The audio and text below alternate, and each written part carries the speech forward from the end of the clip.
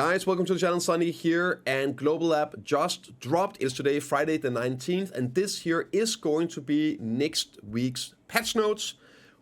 Every Friday we get them ahead of time, and we go through them whenever they come up at Twitch.tv/Biceptimusprime. Make sure you tune in and be part of it. So I'm going to do my first read through here, and yeah, we'll just go from there, basically. So for Seraph, we're truly grateful for the incredible interest and support you've shown in the launch of Seraph, the 31st class in Black Desert. We've seen many adventurers dive into the new class, and your passion means a lot to us. Alongside your enthusiasm, we've also received valuable feedback on areas where improvement is needed. It's been out for 1 day. That's crazy. Okay. To be fair, we had some time on Global App as well. We want you to know that we're listening closely. Beyond the updates we're sharing today, we'll continue to refine Seraphs using both suggestions and in-game data. Your input is essential, so please keep sharing your thoughts moving forward. Okay, let's see what they come with for the first one here. Okay! Passive BSR buff. The following passive skill has been added.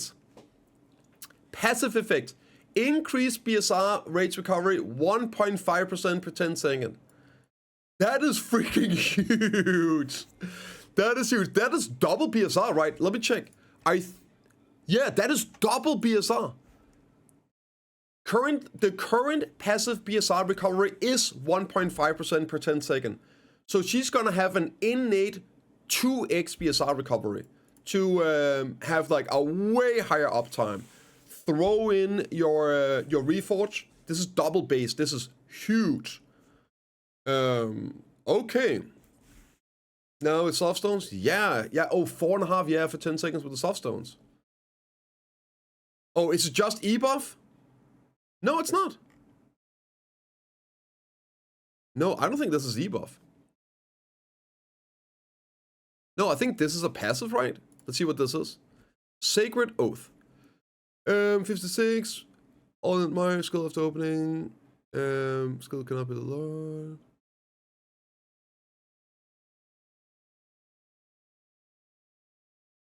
This is a passive? Yeah, this is the light passive, not the dark. Yeah, that's right. This is light stance only.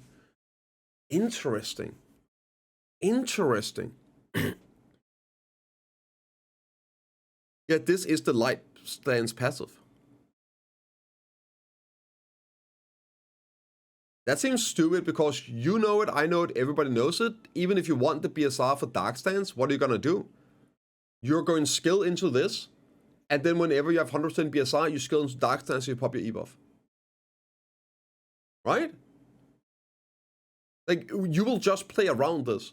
You will just have this skilled, and just unskill it and skill dark stance, bam, now you switch into dark stance. This seems like silly. This seems silly. Just make it a passive for the class, honestly. Yeah. Okay. What else is there? Wait, sorry. Let's see what else is here. When shoulder strike. When using a skill, the character can now rotate towards the camera until the attack motion is complete. Nice. Better move control. Link crush. When using a skill, the character can now rotate towards the camera until the attack motion is complete. Cool. Absolute guild. When released from projected state, the iframe is applied instead of super armor. Oh. Which one is this? Which one is this? So that's gonna be an iframe now.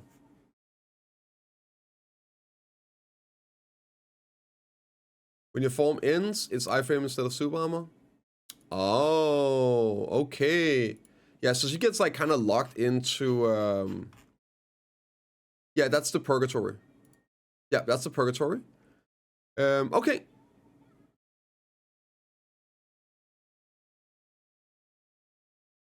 Yeah, so when it ends and she goes into normal form, it's an iframe instead of super armor. And this is the dash. In the finishing move, if there is a terrain in front of the character that can be crossed, the armor crossing skill has been improved to not activate and to cross the terrain. Oh, okay. I haven't noticed that, but horizontal slash The movement discipline has been improved from normal to the movement distance when activated.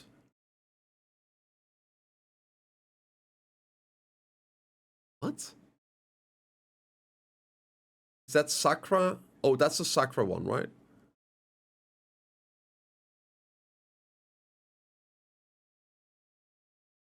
So that's the one where you spin forward. Hmm?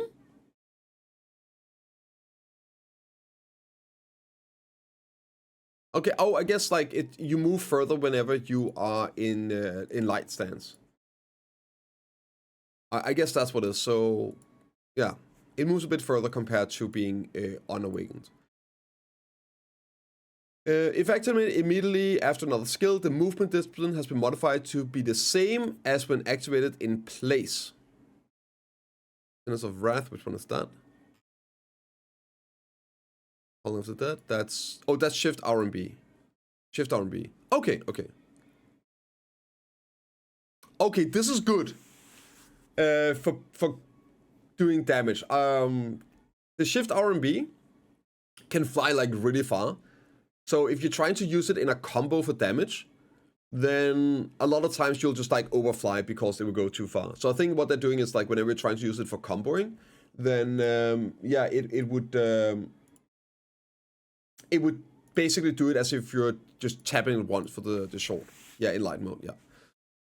Teaching goes, after using the skill, the effects of Strong Will 2 have been improved to smoothly connect with the skill flow, dig, slash, shoulder strike, combo, and crush. Okay, so this is something I don't need to play around with, is the comboing here. I guess that's pretty solid. Pretty solid. Good changes. This one here, I don't see why this is only for light stance. Might as well just make it for everyone so you don't have to switch around. Yeah. Okay. I wonder if this is only when you are awakened, though. Fallen Sacred only can manifest wrath from experience with accumulated courage, divine terror, additional sheriffs, black spirit, rage recovery for 10 seconds, increase 1.5, when solving. Yeah, this looks like it's actually just passive. I don't think it's only active when you're in the light form, though. Okay. Okay. Class modification changes. Seraph, the issue where the wings of the exclusive motion of the costume remain boarding a vehicle has been fixed. Condemnation, fix an issue where the PvP damage application ratio for the second hit of the skill was not displayed. For condemnation, the description of the skill's scattered violence did not include the description, so it's just description. It was doing it already. Fixed issue where the skill was applied when using the skill Phantom Teaching, but the skill combination cross or linking right-click input has been fixed. Okay, some bug fix here. Alright, let's take a look. World bosses. The WorldBoss spawn schedule has been improved. I guess real quick we could look at the expected stuff for the schedule, right? Oh, this is coming. Okay, so there's actually nothing here for these two in the planned one. Is for January 1st. Previously, up to 3-4 world bosses could appear at the same time slot, making it difficult to decide which one to tackle first. In the land of the morning light, rewards from world bosses could only be claimed once per week through weekly quests, so participation tend to fall off. To address this issue, world bosses will now spawn no more than 2 at the same time. And in addition, land of morning light bosses rewards will no longer be tied to weekly quests, and you'll obtain loot directly after defeating them. To make up for the adjusted spawn rate, we're increasing the reward and raised the chance of awakening bosses to spawn. So world boss subjugation will be more rewarding piece of content. We appreciate the continued interest in world bosses. Okay, that's the TLDR. That's WotR. Oh, wait a minute. The following loot has been added when defeating the Land of Morning Light bosses. The newly added box of subtle dark predation allows you to chain 2 to 5 origin of faint hungers. Okay. So you can get 1 piece that's added, and the box 2 to 5, and a new seal 2 piece. Okay, what is this for? It's the same on all of them, right? So the seals you can be exchanging 1 for Primordial Spark, And then 8 primordial crystals of 1 seal. Okay, and WorldBoss. Loot for the WorldBoss has been adjusted. The amount of drop rate loot has been adjusted, increasing the loot rewards from each boss by approximately 75%. Probability of spawning has increased by 100% for the nightmare versions. Additional, when contribution of the corresponding bosses is within the top 51 to 90%, the loot has been increased by 25%. Okay. Location marks balanced to easily check the location of boss monsters when they appear in Narration hunting. Lifestyle content. Contribution balance adjustment. Ooh, I just used all mine not that long ago. Alright, okay. One of the primary ways to earn contribution points is by exchanging life skill byproducts. Until now, exchanging witch's delicacy for cooking has been particularly advantageous compared to other life skills. To address this, we're adjusting the system so that byproducts from other life skills activists also grant a meaningful amount of contribution points. In addition, for life skills that require more active gameplay, we've set a larger increase in byproduct yields. W. Alchemy. The chance of crafting has been tripled? So,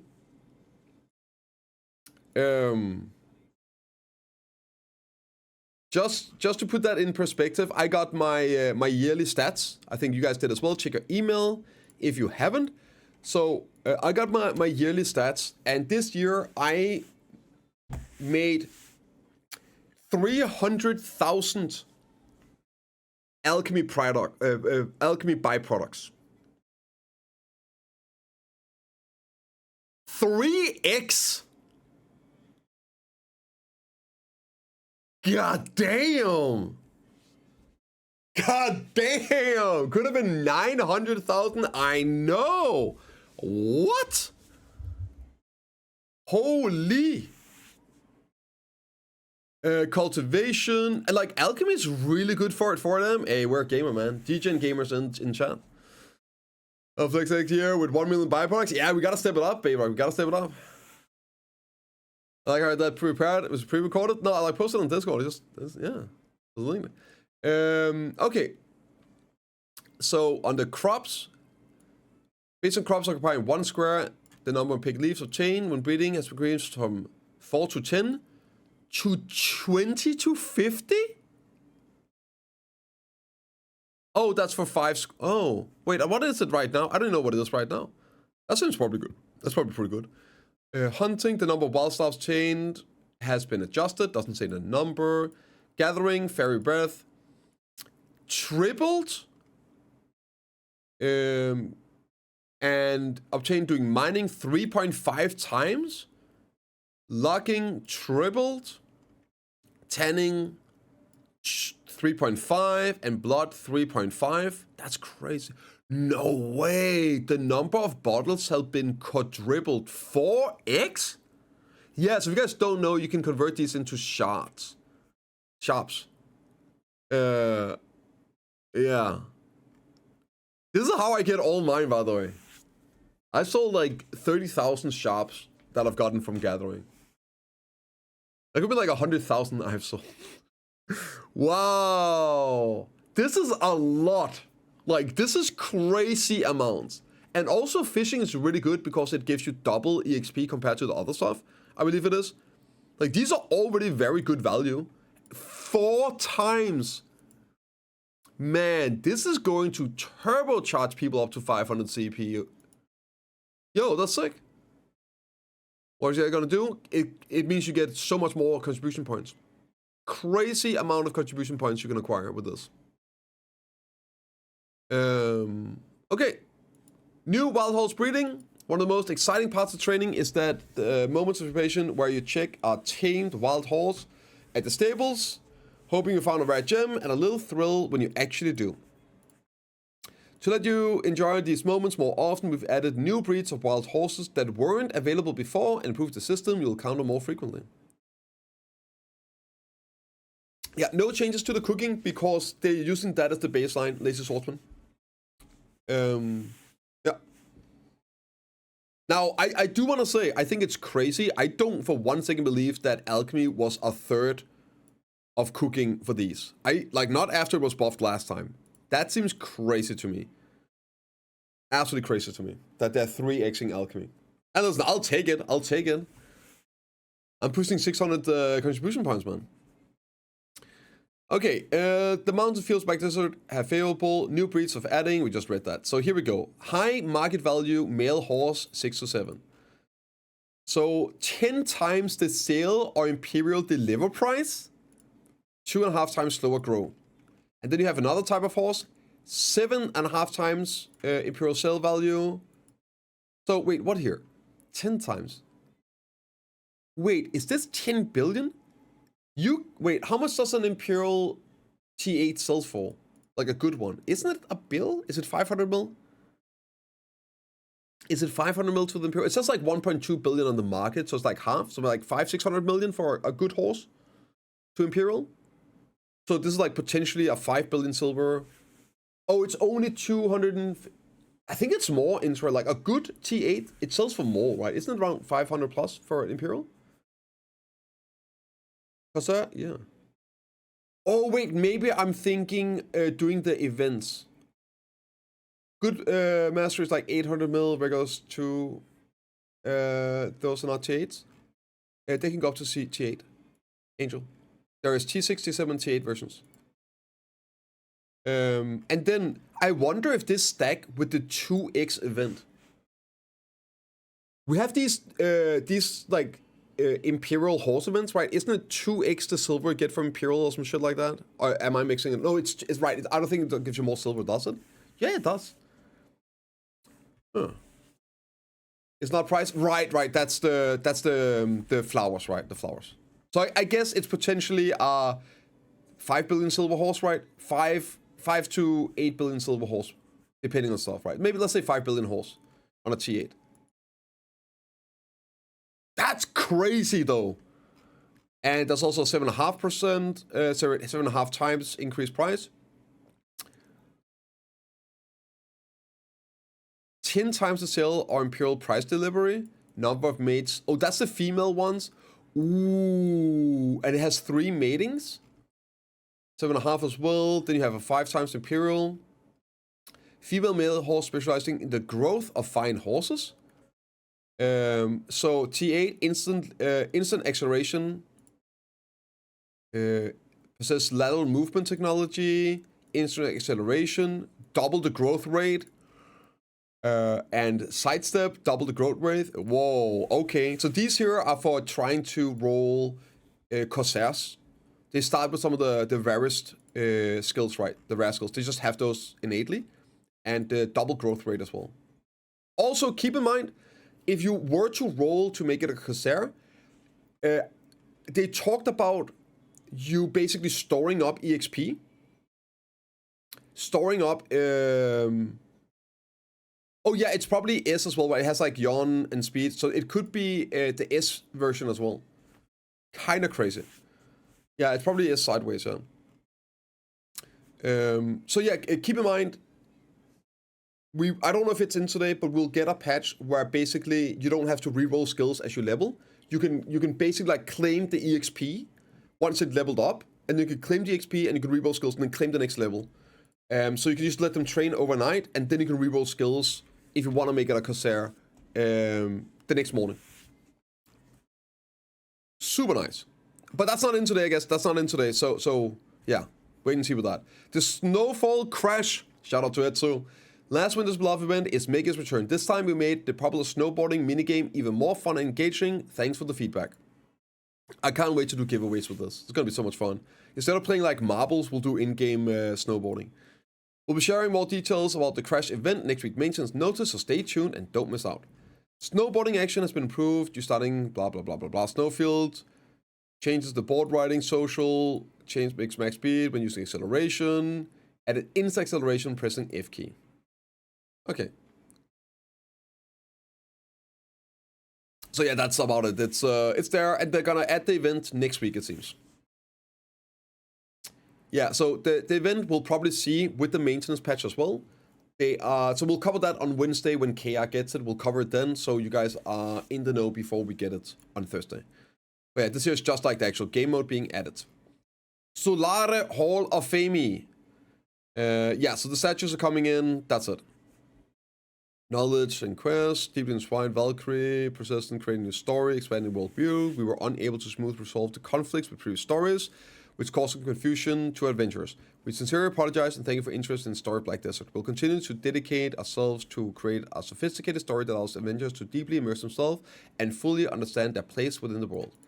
So, yeah, there's been a lot of needed retconning with Seraph. Donut, the snowsuit hoodie from last year. I will ride in streams. Bet. Oh, yes. I need my snowboard, damn it. Okay, so they're making some changes so it makes more sense, I guess. For the questing. The lore people out there.